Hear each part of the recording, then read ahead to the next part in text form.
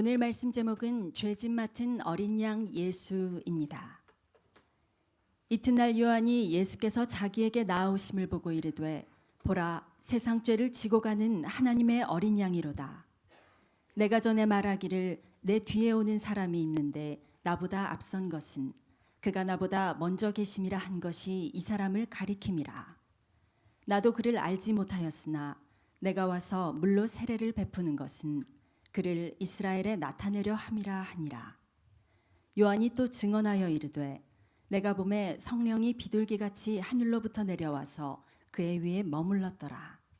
나도 그를 알지 못하였으나 나를 보내어 물로 세례를 베풀라 하신 그이가 나에게 말씀하시되 성령이 내려서 누구 위에든지 머무는 것을 보거든 그가 곧 성령으로 세례를 베푸는 이인 줄 알라 하셨기에 내가 보고 그가 하나님의 아들이심을 증언하였노라 하니라.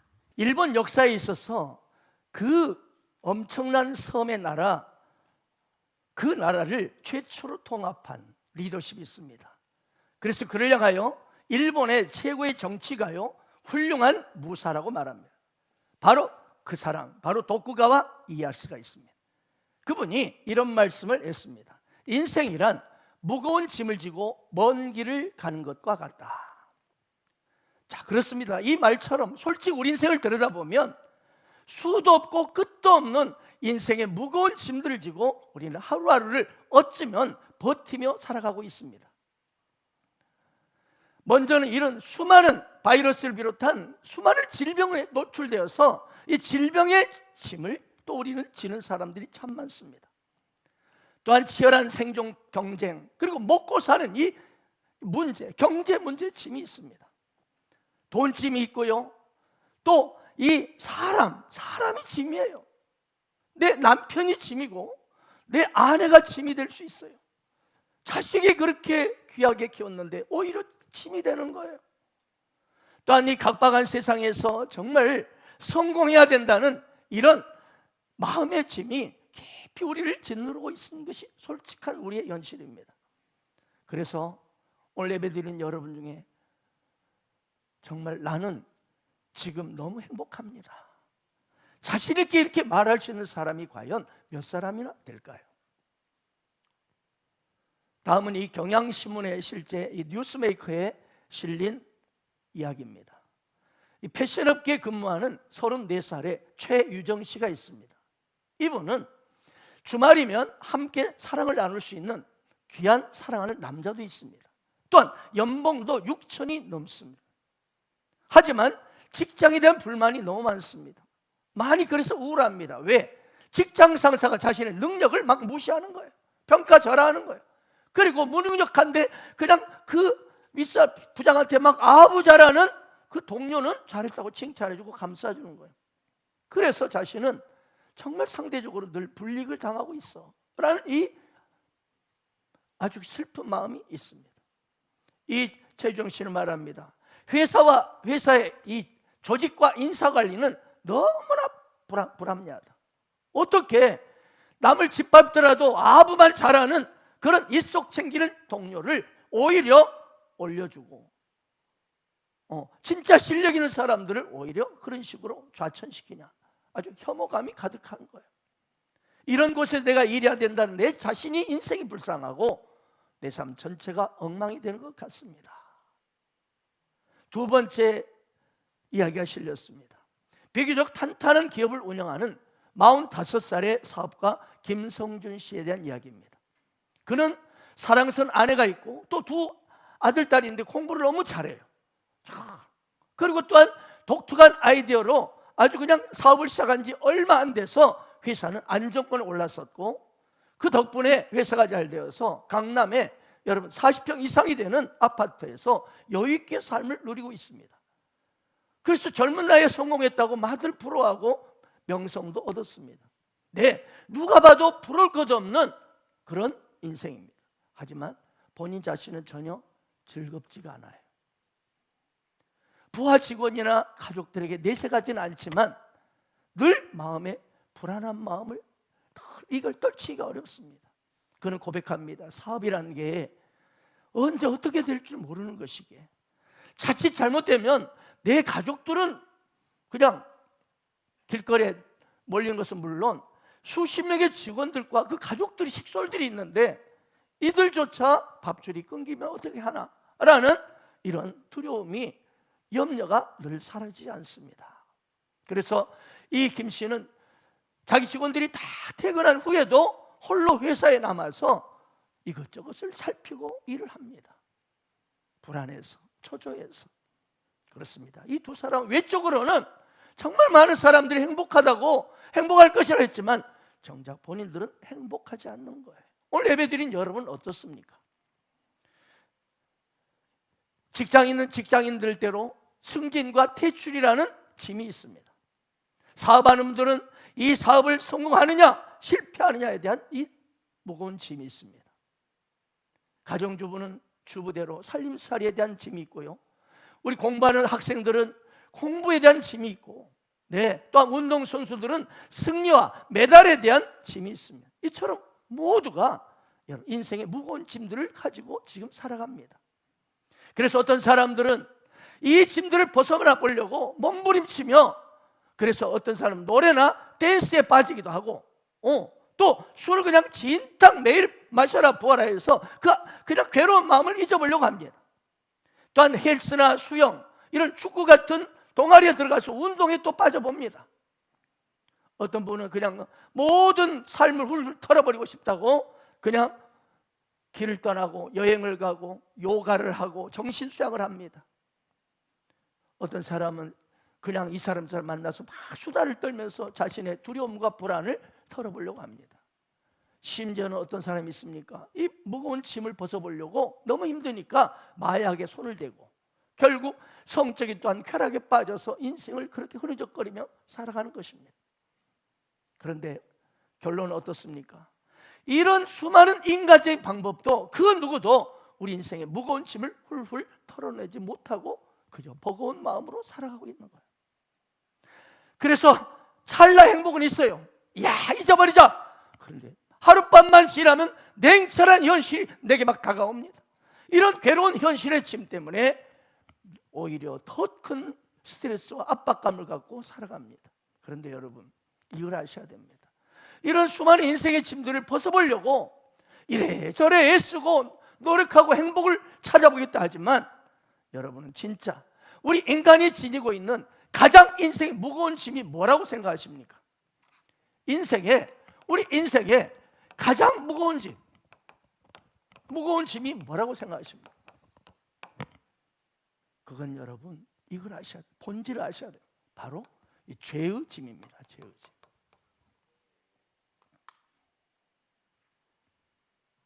어떤 분은요, 내 자녀가 짐이다, 내 남편이 짐이다, 내 부모가 짐이다, 건강이 짐이다, 돈이 짐이다. 그런데 여러분, 무엇이 우리를 가장 힘들게 만든 그 근본을 우리는 분명히 알아야 합니다. 그건 바로 그 밑바닥에는 바로 죄의 짐입니다. 죄의 짐 말입니다. 사랑하는 여러분, 이 죄의 짐에서부터 모든 불행이 나옵니다. 모든 저주가 나옵니다. 모든 질병이 죄로부터 나옵니다. 우리 힘들게 하는 모든 불안한 마음, 두려운 마음, 이 모든 것도 바로 죄 때문에. 죄는 두려움을 가져다 줍니다. 세상이 힘들고 척박한 이 세상에 우리가 인간관계 살다 보면 상처받고 또 상처를 주고 또 어떨 때는 그냥 부도가 나고 가난이 찾아오고, 이 모든 것의 근본은 죄입니다. 이 죄의 열매들입니다. 죄가 우리 인생에 들어온, 아담과 하와에게 들어온 이후로 우리는 어쩔 수 없어요. 이 성경의 역사를 쭉 봐도 끊임없이 인간들을 어디를 가나 무엇을 하나 온갖 질병과 고통과 가난과 괴로움 속에 살아갑니다. 그러게 여러분, 우리 인간은요, 이 죄의 문제, 아멘, 이 죄의 문제를 해결하지 않으면, 죄의 문제를 해결하지 않으면 절대로 진정한 평안과 행복은 없습니다. 믿으시 바랍니다. 믿으시 바랍니다. 여기 있는 수많은 사람이 그 실제 증인들이요, 여기 서 있는 이 박영 목사도 이 놀라운 죄의 짐으로부터 해결되면서 자유케 되면서 하나님이 저를, 이 목회자까지 저를 부르시고 사용하고 계십니다. 사람들 흔히 이렇게 생각합니다. 나 돈만 좀 많으면 행복하겠다. 제발 나 건강만 하면 좋겠어. 건강만. 나 정말 그녀만 있으면 행복하겠어. 그 남자가 나를 사랑한다고 말해주면 그것처럼 행복할 수 없겠어. 높은 자리, 높은 저 자리만 가면, 내가 이 인기만 얻는다면 행복하겠다. 그러나 여러분, 이 죄의 문제가 해결되지 않으면 찰나의 행복은 여러분 느낄 수 있어요. 하지만 그 사람이 무엇을 하든, 무슨 성공을 하든, 무슨 쾌락이든 다 한순간임을 알아야 합니다. 자, 보십시오. 온 국민이 그녀를 모르면 간첩이야. 그런 간첩이랄 정도로 최고의 미모와 인기를 갖춘 부러울 것 없는 한 여자가 있습니다. 방송 한번 출연하면 2천만 원 이상 받습니다. 그녀의 재산이 300억 대입니다. 바로 국민 탤런트 최진실 씨입니다. 그런 그녀가 어느 날 샤워실에서 압박붕대로 목을 매어 인생을 끝냈습니다. 정말 외적으로 보면 무엇 하나 부러울 것 없는 여자입니다. 스포츠 스타로 미남, 최고의 미남 스포츠 스타와 이 결혼을 해서 신랑으로 맞이해서, 많은 사람이 모든 걸 다 소유한 최진실 얼마나 행복할까? 그런데 왜 이렇게 그녀는 쓸쓸하게 스스로 인생을 끝내버렸을까요? 바로 그녀는 최고의 그 학벌이요 미남이었던 안재환 씨가 있습니다. 개그맨 여성 개그우먼과 함께 행복한 단란한 가정을 이루고 본인도 막 인스타에 너무 행복하다고 했었어요. 그래서 사람들이 너무 좋겠다. 그런데 어느 날 그는 자기 차 안에서 부탄버스를 피워놓고 스스로 인생을 끝냈습니다. 그리고 바로 얼마 전이죠. 영화 아저씨로 인기 스타가 된 바로 김세론 씨, 말없이 인생을 끝냈습니다. 여러분, 뭘 말하는 거죠? 그 사람의 명예가, 인기가, 돈이 그 남자가, 그녀가 행복을 보장해 주지 못한다는 거예요. 아멘이십니까? 그럼 무엇이 우리 인간에게 진정한 평안과 행복을 줄 수 있단 말입니까? 거듭 말씀입니다. 그거는요, 우리 인간은 죄 문제가 해결될 때, 참 평안과 행복이 진정으로 찾아오는 것을 믿으시 바랍니다. 그런데 이 죄의 문제를 해결할 수 있는 이 땅에 있는 사람은 단 한 명도 없습니다. 공자, 석가, 마호멧, 심지어 간디, 그들은 위대한 성인들입니다. 그러나 그들조차도 스스로 자신들의 죄 문제를 해결하거나 죄의 짐으로부터 스스로 해결받지 못하고 그들은 죽었습니다. 왜 그럴까요? 그들 자신도 죄인이기 때문에. 아멘. 신학시대의 가장 위대한 사도로 불리웠던 사도 바울이 있습니다. 그래서 이 엄청난 경건의 사람, 너무나 율법 앞에 철저했던 그 사도 바울도 그러나 자신의 죄 문제 때문에 깊은 절망감에 그는 탄식하며 외쳤습니다. 내가 원하는 바 선을 행하지 아니하고 도리어 원하지 아니하는 바 나는 악을 행하고 있다. 오라 나는 공고한 사람이로다. 이 사망에서 누가 나를 건져내랴. 이 사망에서 누가 나를, 이 눌린 마음, 이 죄의 짐으로부터 나오는 나의 괴로운 마음을 누가 건져내랴. 성문 다윗도 이렇게 탄식했습니다. 내 죄악이 내 머리에 넘쳐서 무거운 짐 같으니 내가 감당할 수가 없나이다. 사랑하는 여러분, 그렇습니다. 우리 모든 인생은 예외 없이 모두가 이 죄의 짐을 지고, 결국 죄의 짐을 지고 있으며 심판의 짐을 지고 이제 죽음을 향해서 한 걸음 한 걸음 지금 걸어가고 있는 거예요. 지금 여러분, 시시각각으로 죽음의 현장, 저 죄의 심판을 받는 지옥의 현장으로 지금 우리는 나도 모르게 한 걸음씩 걸어가고 있습니다. 동의하십니까? 그런데 여러분, 우리가 이처럼 지고 가는 이 무거운 인생의 죄의 짐, 이 죄의 짐을 대신 짊어지신 분이 있지요. 바로 그분이 바로 오늘 하나님의 어린 양으로 이 땅에 오신 바로 예수 그리스도이십니다. 오늘 본 말씀 볼까요? 세례 요한은 이 땅에 오신 예수님을 가리켜 이렇게 선포합니다. 29절 다 같이 읽어봅시다. 시작.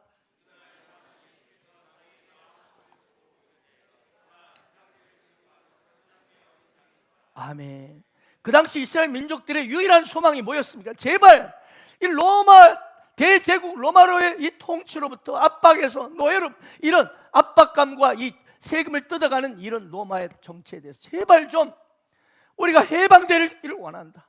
그 정치적인 메시아를 그렇게 바라고 있었습니다. 그렇습니다.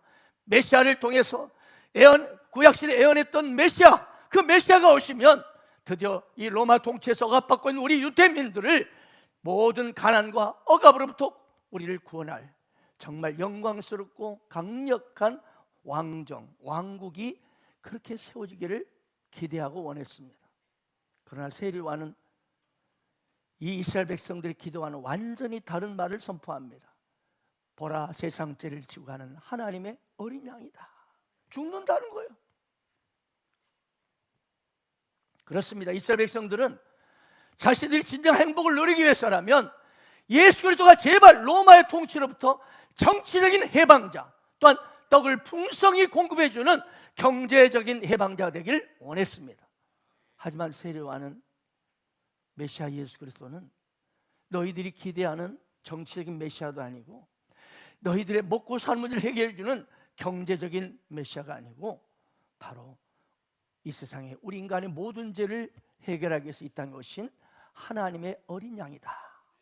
이렇게 선포함으로써 이스라엘 백성들에게 더 이상 예수는 정치적인 메시아가 아니다, 경제적인 문제를 풀어주는 메시아가 아니라 오직 영혼의 구원자, 할렐루야, 영혼의 구원자로 오셨음을 똑똑히 밝혔던 것입니다.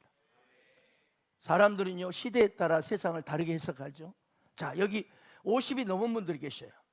우리나라를 보면 그 당시 유신 시절 독재, 그 막 전두환, 오공학 이때 제발 우리 대한민국의 행복은, 대한민국의 평화는 민주화다 난리였습니다. 저도 그래서 제일 앞에 서서 전두환은 물러가라 막 앞에 지도했어요.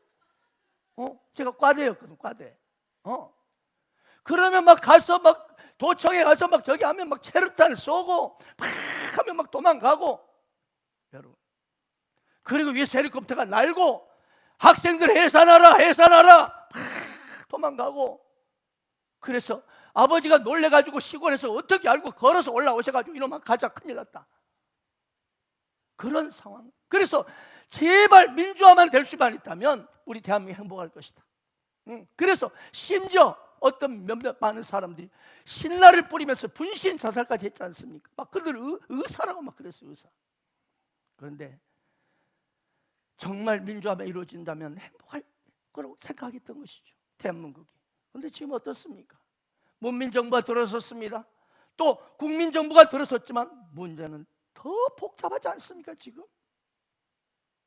지금은 IMF의 경제 문제가 다들 세상의 문제라고들 생각합니다. 그래서 이코노믹스를 쓴 책을 쓴 노벨 경제학 이 수상자인 폴 사무엘 교수는 세상의 문제는 모두가 자꾸 파고 또 파고 들어가면 경제 문제다, 이렇게 답을 내렸어요.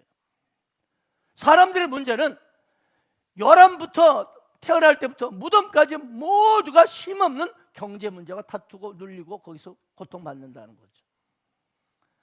맞아요. 어쩌면 돈이라면 형제도 없고 부모도 없이 막 그러잖아요. 죽여버려요. 그러면서 야, 정말 세상 문제가 경제 문제구나, 이렇게 생각이 들기도 합니다. 또한 철학자들은 우리 인간이 참된 인생의 의미를 깨닫지 못해서 이렇게 문제가 생긴 거다. 또 어떤 분은 이 정치가 지금 정치. 어떤 분은 이 지역 차별이 문제다. 그러잖아요. 또 어떤 분들은 이 성차별이 문제다. 또 교육이 지금 문제가 있기 때문에 그렇다. 다들 나름대로 일리가 있습니다. 하지만 사랑하는 여러분, 세상의 근본 문제는요, 오늘 세례요한이 똑똑히 밝혔듯이 무슨 문제예요? 죄의 문제, 죄의 문제.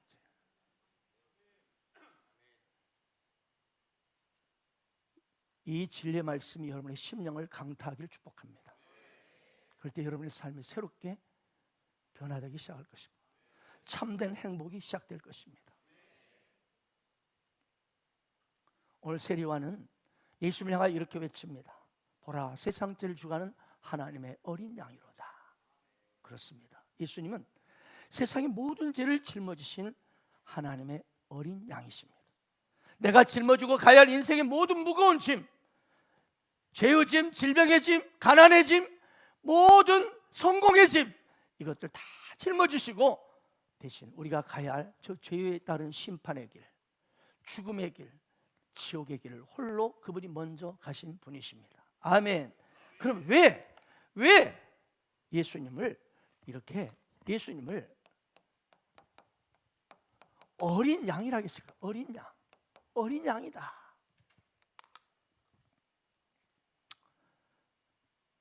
오늘 세례요한은 세상 죄를 주관하는 하나님의 어린 양을 보라, 어린 양으로 이야기를 합니다. 왜 어린 양이라고 했을까요? 여러분, 이스라엘 백성들은 구약 시대에 자신의 죄를 용서받기 위해서 흠없는 어린 양을 데리고 와서 속죄 제사를 올렸습니다. 그래서 먼저 죄를 지은 이 죄인이 자신의 죄를 대신할 양 한 마리를, 어린 양을 잘 골라가지고 순전하고 흠없는 그런 어린 양을 데리고 이제 제사장에게도 갑니다. 그러면서 제사장 앞에 가서 자신이 이러이러한 죄를 지었습니다라고 낱낱이 고백합니다. 바로 이 캐토릭에서 하는 이 고해 성사 같은 걸 하는 구약 시대. 캐토릭은 율법 아래 있는 종교이기 때문에 그렇게 씁니다. 그리고 죄인은 죄를 대신할 이 어린 양 데리고 왔잖아요. 그 어린 양의 머리에 두 손을 얹고 안수를 합니다. 이때 이 안수한다는 것이 바로 행복 힐링 캠프 때 말씀드렸죠. 이 죄인과 어린 양이 안수하는 순간, 안수는 동일한 한 떡이 되는 것입니다. 이걸 신학 용어로 동일시라고 합니다. 동일시. 똑같이 보는 거예요. 그래서 하나님 눈으로 안수하는 순간 죄인이나 바로 어린 양이나 하나로 보기 때문에 안수하는 순간 이 죄인의 죄가 이 사람이 심판받아야 될 것을 바로 안수하는 순간 하나가 됐기 때문에 어린 양에게 죄가 전가되는 것입니다. 넘어가는 거예요. 넘어가요. 이렇게 하고 나서 그 죄인이 칼을 들고 가죽을 벗깁니다. 가죽을 벗겨요. 그러면 이 가죽을 벗길 때 어린 양이 막 피가 튀기면서 몸부림칩니다. 또 목을 찌릅니다. 그러면 그럽니다. 그리고 나서 또 일일이 각을 뜹니다. 그 각을 하나하나 다 뜹니다. 이러면서 어린 양이 점점 죽어가면서 각이 떠져. 이걸 죄인이 직접 내가 받아야 할 형벌을 이 어린 양이 처절하게 가죽이 벗김당하고 그리고 그가 완전히 칼로 모가지 찔림 받고 다 각이 떠지는 그 현장에 피가 막 퍼터져나고 몸부림치는 어린 양을 보면서 죄라는 것이 이렇게 무서운 것이구나, 죄를 지면 이렇게 무서운 고통이 있는구나라고 하나님께 깨닫게 하신 것이 속죄 제사입니다. 아멘. 그 피가 터져서 양의 행터를 다 적시고 온몸이 붉은 피가 범벅이 되죠. 그러면 제사장은 그 양의 피를, 어린 양의 피를 이렇게 집어다가 이 번제단 이 사면에 양각 뿔이 있습니다. 그 뿔에다가 피를 다 바릅니다. 이렇게 하고 나서 죄인이 아까 말처럼 양의 껍질을 벗기고 각을 떠서 그 살과 기름을 이제 제사장이 다 가져옵니다. 뜨면 그래서 번제단에 올립니다. 올리면 그 밑에서 이제 불을 떼는 장작들이 놓여 있습니다. 그래서 이제 불을 붙여서 이 어린 양의 살과 기름을 다 이렇게 하나하나 새까맣게 태웁니다. 무서운 불길이 타오릅니다. 옆에 죄인은 그걸 보면서 이렇게 죄인은 이렇게 무서운 불같은 지옥에 엄청난 죄 고통을 당하는 것을 보면서 그때 태울 때 이 죄인은 그 하나의 양각불을 붙잡고 울며 통곡하며 죄를 막 회개합니다. 이런 죄를 지었습니다. 이런 죄를 지었습니다. 그 현장에 아주 죄의 고통 속에 그 대신 고통당하는 이 어린 양을 보면서 그렇습니다. 그래서 드디어 자신의 죄를 대신해서 피를 흘리며 온몸이 불타 죽어가는 그 어린 양을 보면서 자신의 죄를 철저히 회개합니다.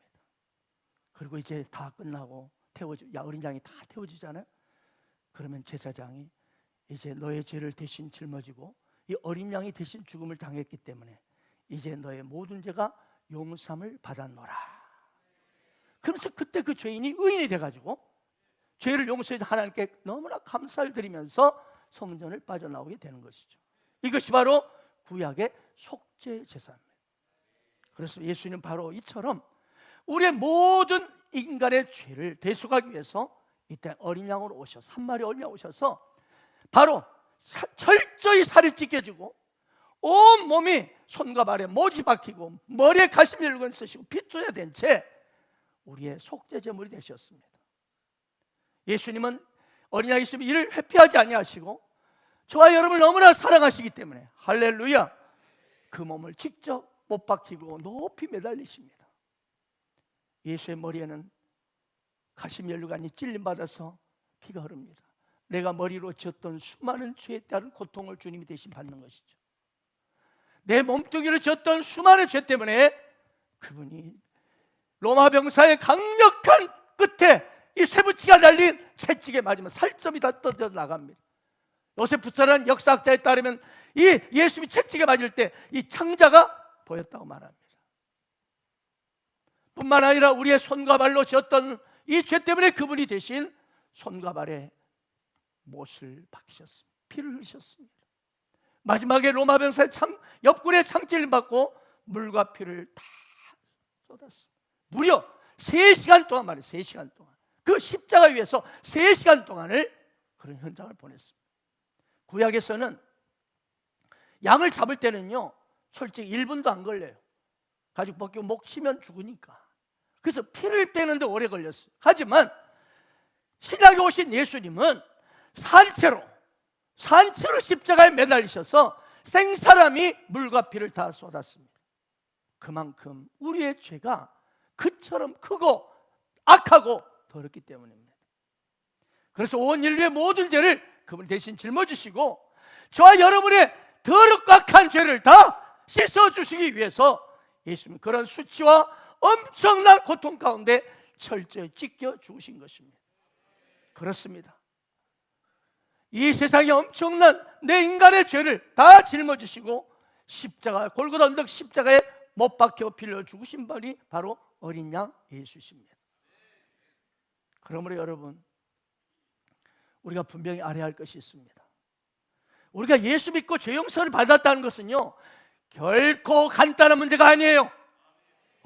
예수 믿고 나 용서받고 할렐루야 천국 가네 할렐루야. 여러분, 내 편에서는 너무나 간단하고 믿음으로 구원받았지만 우리 하나님 아버지 편에서는, 우리 어린 양 예수 그리스도의 그분의 편에서는 엄청난 대가 지불과 고통이 있었다는 것을 가슴 깊이 새기길 축복합니다.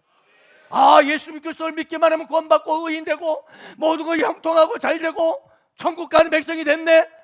너무 쉽지요? 그래서 예수 믿는 것을, 예수 믿고 구원받는 걸 간단하게 쉬운 걸로 생각해요. 아니에요. 하나님 아버지 편에서는요 하나뿐인 독생자를 죽이는 정말 온 가슴이 찢어지는 그 아픔을 겪으신 것입니다. 여러분이 하나뿐인 아들이 있는데 누구를 대신을 그렇게 철저히 대신 찢겨 채찍에 맞아서 죽일 수 있습니까? 어림없는 이야기죠. 그래서 여러분, 십자가는 하나님의 사랑의 현장입니다. 그래서 여러분, 우리가 예수 믿고 죄 용서를 받았다는 것은 단순히 예수님께서 우리의 죄를 감쪽같이 한순간에 싹 사라지게 해준 것이 아니라는 거예요. 뭡니까? 우리의 죄는 한순간에 갑자기 싹 사라진 것이 아니라 예수님께 그대로 우리의 죄의 의심이 전가되었습니다. 여러분, 전가가 뭐냐? 전가. 전가란 영어 성경에 보면 이렇게 나와 있어요. 국어 성경에 보면 국어사 이렇게 나와 있어요. 잘못이나 책임 등을 남에게 떠넘겨 덮어씌우다예요. 아시겠어요? 그래요. 내가 짊어질 이 죄의 짐을 예수님이 대신 하나님 아버지에서 강제로 떠넘겨 그분에게 예수 어린 양 예수께 덮어씌우셨습니다. 이것이 바로 십자가입니다. 그래요. 우리에게는 깨끗해졌지만, 없어졌지만 그건 내 편에서는 없어진 것이 아니라 예수님께 옮겨간 것뿐이죠. 그리고 예수님은 그 죄에 대한 심판을 십자가에서 처절하게 받으셨습니다. 다시 묻습니다. 예수께서 왜 십자가에 못 박혀 피 흘려 죽으셨습니까? 나의 추악한 죄의 짐 때문입니다. 내 등에 지어져 있는 이 죄의 짐, 죽음과 심판의 짐을 주님이 대신 져주셨어요. 그것이 바로 십자가입니다. 나의 죄의 짐 하나하나를 그분이 십자가를 지면서 하나하나 다 받으셨어요. 그러므로 이 십자가 안에서, 주님 안에서 여러분에게 자유가 임하기를 축복합니다. 저분이 대신 당신이 가지고 있는 죄의 모든 짐들, 영역들, 저분이 다 하나하나 그냥 막연히 없앤 것이 아니고 다 몸소 심판을 받으셨습니다. 여러분, 일사부재리의 원칙이라는 게 있습니다. 한 번 법정에서 심판받는 것은 더 이상 두 번째 심판이 없다는 겁니다. 예수님은 저와 여러분의 죄를, 인류의 모든 죄를 짊어지신 어린 양 되신 그분은 십자가에서 저렇게 처절하게 하나하나 철저하게 온몸이 찢기면서 손과 발에 못 박히면서 그렇게 대가를 지불하셨습니다. 그러므로 저와 여러분, 예수 믿는 저와 여러분, 내가 대신 대가 지불할 게 있어요, 없어요? 없습니다. 놀랄 너무나 많은 성도들이 나애가 지은 실수와 죄를 내가 스스로 대가를 지불하려고 그래. 그래, 싸지. 그래, 내가 안 되는 게 싸. 안 되는 것이 맞지. 이런 놈이 뭐 잘 되는 게 있겠어? 이건 그 사람 예수님의 십자가를 너무나 모르는 거예요. 사랑하는 여러분, 우리는 하나님께 은혜를 받았습니다. 그러죠? 은혜를 받았다는 것이 뭘 말하는 겁니까? 내가 반드시 지고 가야 할 무거운 죄의 짐을 주님이 대신 다 지시고 지불하셨다는 것입니다. 어린 양 예수님은요, 우리 질병의 짐을 다 그분이 지셨습니다. 실패와 저주의 짐, 우리 삶에 다가오는 모든 문제의 짐을 그분이 대신 지불하셨습니다. 내가 받아야 할 모든 가난의 짐, 괴로움의 짐, 관계의 짐, 그분이 다 대신 십자가에서 지불하셨습니다. 그래서 마태는 예수님의 사역 이런 말로 이해했습니다.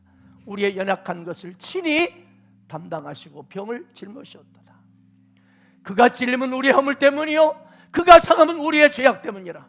그가 징계를 받음으로 우리는 평화를 누리고 그가 채찍에 맞음으로 우리는 나음을 받을 것이다가 아니고 받았습니다. 그럼 몸이 아픈 거 결코 정상이 아닙니다. 아멘입니까? 우리가 상할 필요가 없습니다. 왜? 그분이 대신 상함 받았기 때문입니다. 우리가 계속 찔림 받을 필요 없습니다.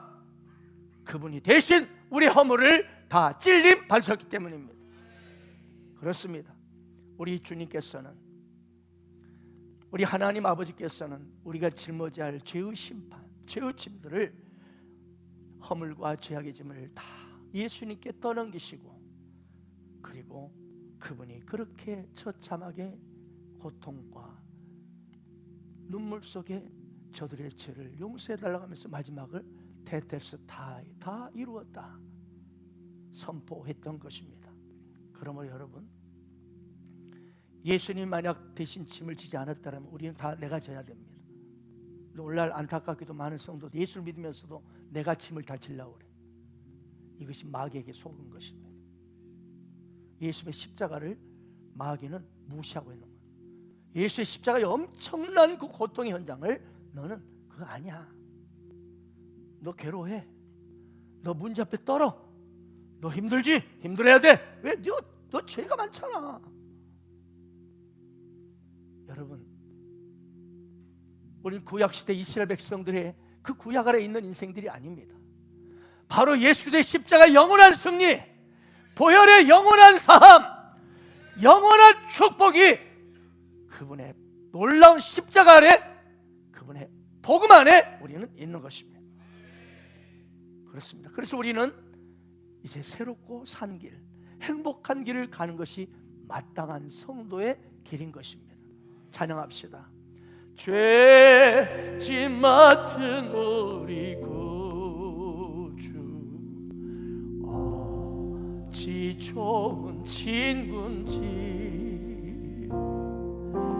걱정 근심 무거운지 우리 주께 맡기세.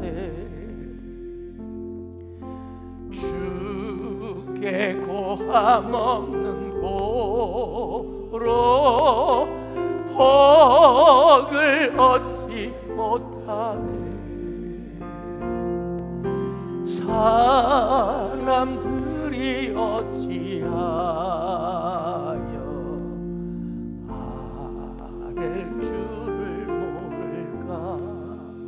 근심 걱정 무거운지 네 진짜 누군가. 비난처는 우리 예수 주께 기도드리세. 세상 친구 멸시하고 너를 조롱하여도 예수 품에 안기어서 참된 위로 받겠네. 오늘 예배드린 사랑하는 여러분, 아직도 당신의 등에 인생의 무거운 짐을 지금 지고 있습니까? 마귀한테 속은 것입니다. 죄악의 짐, 질병의 짐, 사업의 짐, 남편과 자녀의 짐, 얼마나 많은 짐들을 우리 크리스천들이 아직도 지고 있어요. 자기가 해결해 보겠다고. 그런데 세상 제일 주가시는 하나님의 어린 양 예수님은 오늘 또 내가 너의 모든 죄짐을 내가 담당했다. 그러면 너는 자유하라. 너는 평강을 누리라. 두려워 떠는 제자들에게 부활의 주님이 너에게 평강이 있을지어다 말씀하신 것처럼, 진리가 너희를 자유롭게 하리라 하신 것처럼, 우리는 마땅히 자유와 평강을 누리는 것이 성도의 마땅한 본분인 것입니다. 그러나 오늘날 너무나 많은 성도들이 마귀에게 속아서 내가 죄의 짐을 지고 그 문제 해결하려고 괴로워하고 눌리고 예수 믿어도 석삼자 쓰고 인상 쓰고 돌아다니고 입에서는 한숨이 푹푹 나오고 있습니다. 참으로 안타깝습니다. 그래서 제가 전에 제자반 광주 집중 심화령 때 목사님들 말했어요. 예수님이 하늘 보좌에서 웃는 것이 아니라 피눈물 흘리고 계신다. 왜? 당신이 그런 엄청난 고난에 우리 인간의 모든 짐을 지시고 그렇게 저절히 찢기시고 못 박히시고 피 흘려 죽으셨건만 우리는 예수님 하신 일을 무시하고 내가 다 진료하고 있어요. 그래서 주님이 내가 너를 위해 모든 걸 주었건만, 모든 물과 피를 쏟았건만 너는 여전히 스스로 괴로워하고 눌리고 자유롭지 못하느냐. 피눈물 흘린 거야. 십자가를 네가 모독하고 있으면 안 된다. 네가 나의 십자가 사건을 너무나 네가 모르고 무시하고 있구나. 이런 사람이 한 사람도 없기를 축복합니다. 우리 주님은 수가 무거운 짐자들아 다 내게 오라. 내가 너희를 쉬게 하려 하셨어요. 어떻게 가능합니까? 그분이 십자가 다 지셨음을 우리가 확신할 때, 그 짐을 여전히 내가 껴안고 있으면 어때요? 아무도 그 짐을 져주지 않죠. 아무리 좋으신 주님인데 내가 막 문제를 끌어안고 그 죄의 짐을, 내 문제의 짐을 붙들고 있으면 어떻게 해요? 그 사람 뭐예요? 인생이 여전히 내 것이라고 생각하니까 그래요. 인생이 내 것이니까 내가 짐을 져야 된다. 이런 오늘날 예수 믿는 성도들이 얼마나 많은지 몰라요. 마귀한테 속고 사는 거예요. 여전히 구약의 율법 아닌 인생들처럼 막 신음하며 눈치 보고 하나님께 눈치 보고 자유함을 얻지 못하고 살아요. 다 주님께 맡겨드리기를 축복합니다. 인생의 짐을 주님께 맡기지 못하면 어때요? 홀로 이렇게 짐을 지고 가는 사람, 내가 맡으려고 짐을 지려면 그 사람 당연히 기쁨이 없죠. 기쁨이 없어. 평강도 없어. 얼굴이 항상 짜증뿐이고 모든 게 불평. 여러분 중에 삶에 자꾸 짜증이 많고 기쁨도 없고 그냥 불평하고 그냥 내 마음이 기쁨이 없고 평안이 없습니까? 여러분 왜 그런지 아십니까? 당신이 인생의 짐을 다 지고 있기 때문에 그렇습니다. 무거운 짐을 지고 가는 사람 무슨 웃을 게 뭐가 있어요? 웃고 가는, 짐 엄청나게 지는데 웃고 가는 사람 봤습니까? 그 짐이 당신의 행복과 평안을 빼앗아가는 거예요. 그래서 사람들 앞에서, 그래서 오늘날 크리스천들이 우울증, 불면증, 공황장애, 조현병이 그렇게 많아. 왜? 예수의 십자가 사건을, 그 진리의 복음을 제대로 모르니까. 그러므로 이제는 십자가의 앞에서 여러분의 모든 짐을 다 내려놓기를 바랍니다. 그리고 여러분, 우리가 이제 해야 될 건 뭐예요? 행복과 평안을 누리는 거예요. 그것을 할보자에서 웃고 계세요. 그래, 내가 너를 위해서 이렇게 피를 흘렸네. 네가 그것 때문에 기뻐하고 있구나. 그러나 오늘날 너무나 많은 성도들이 힘들어하고 지쳐 있습니다. 괴로워합니다. 사탄, 마귀의 허튼 소리에 넘어가고 있는 거예요. 마귀는 여전히 예수가 너의 십자가는 너하고 상관이 없어. 그래서 여전히 대제사장 서기관들처럼 죽여라! 예수를 죽여야 돼! 우리 찬양합시다. 너 예수께 조용히 나아가 내 뭐든지 내려놓고 주 십자가 사랑을 믿고 죄사함을 너 받으라. 주 예수께 조용히 나아가 내 마음을 쏟아놓으라. 늘 미리 오시는 주님, 그 은혜를 베푸시. 지금 저는 회개의 시간을 많이 갖습니다. 어떤 회개입니까? 주님이 저렇게 완벽하게 나의 모든 죄짐을 짊어지시고 저절이 찢김 받으고 완벽하게, 그가 찔림은 박영의 허물 때문이요, 그가 상함은 박영의 죄악 때문이라. 그가 징계를 받음으로 박영이 평화를 누리고 그가 채찍에 맞음으로 박영은 나음을 받았도다. 그걸 머리로만 알고 삶에서 실제 누리지 못하고 여전히 문제 앞에 마음이 어려워지고 힘들어지는 내 모습을 보면서, 하나님, 내가 주님의 십자가를 이렇게 무시하고 있습니다. 이런 놈이, 주님 용서하세요. 당신은 엄청난 십자가의 승리를, 모든 정사와 권세를 이기시고 무장해제시키시고 십자가로 이기셨느니라. 그 주님을 우리가 온전히 내가 마음의 삶에서 누리지 못하고 문제 앞에 잠깐 염려하고 그리고 마음이 어려워지는 영역이 있을 때마다 회개합니다. 주님이 다 지불하셨는데, 주님이 나의 죄짐을 다 지불하셨는데 나는 여전히 왜 내가 치려하는지, 내가 왜 감당하려고 힘들어하는지, 주님, 이 믿음 불쌍히 여기시고 나의 믿음이 아니라 주의 믿음으로 살게 하여 주옵소서. 한때 전 여성, 세계 여성 팬들에게 사로잡았던 영국의 우리 50대 이상 록그룹 비틀즈가 있습니다. 멤버 중 한 명은 존 레논이 있습니다. 그는 이렇게 말했습니다. 나는 술과 여자가 아니면 내면의 공허함을 채울 수가 없었다. 나는 엄청난 술을 마셔야겠고 끝없이 여자들을 바꿔가며 쾌락을 추구해만 했다. 그러나 참된 행복은 없었다. 세상 사람들 볼 때는 부러울 것 없는 세계적인 스타였습니다. 대단했습니다. 엄청난 부와 명예, 인기. 그러나 그의 내면은, 겉모습은 그렇게 화려하고 행복해 보였지만 그의 내면은 죄로 인해 숨이 막혀 죽을. 결국 그는요, 자신을 그토록 사랑하는 극성 팬이 쏜 총에 맞아 40세 요절합니다. 참으로 안타까운 인생입니다. 오늘 우리는 눈을 들어 여러분의 죄의 짐을 주님께 올려드리길 바라고, 이미 2000년에 다 맡으신 어린 양 예수 그리스도를 주목하시기 바랍니다. 하나님께서 동이 서에서 먼 것 같이 우리의 죄가를 우리에게서 멀리 옮기셨다 했어요. 이미 끝났어요. 조금씩 옮길 것이 아니에요.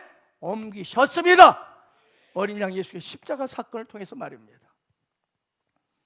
또한 우리 주님은 우리의 죄악을 사하시고 다시는 그의 죄를 기억하지 아니하신다. 아멘. 그런데 오늘날 너무나 많은 성도들이 죄 문제로 신음하고 괴로워합니다. 자신이, 하나님은 너를 다시는 죄를 기억하지 않는다 했는데 본인이 막 기억에 내가지고 막 토설한다고 해. 그리고 뭔가 카타르시스를 경험합니다. 뭔가 죄 문제를 토설하면 뭔가 마음은 좀 평안해, 뭐가 뭐 있거든요.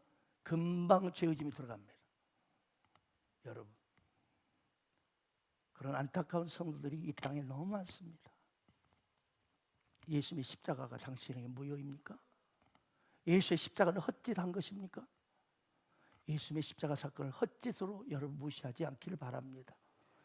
베드로전서 1장 18절 19절에 너희가 알거니와 너희처럼 물려준 헛된 행실로 대속함 받는 것은 우리가 은이나 금같이 없을 것 된 것이 아니요 바로 그리스도의 오흠없고 점없는 어린 양 같은 그리스도의 보배로운 피로 된 것이라.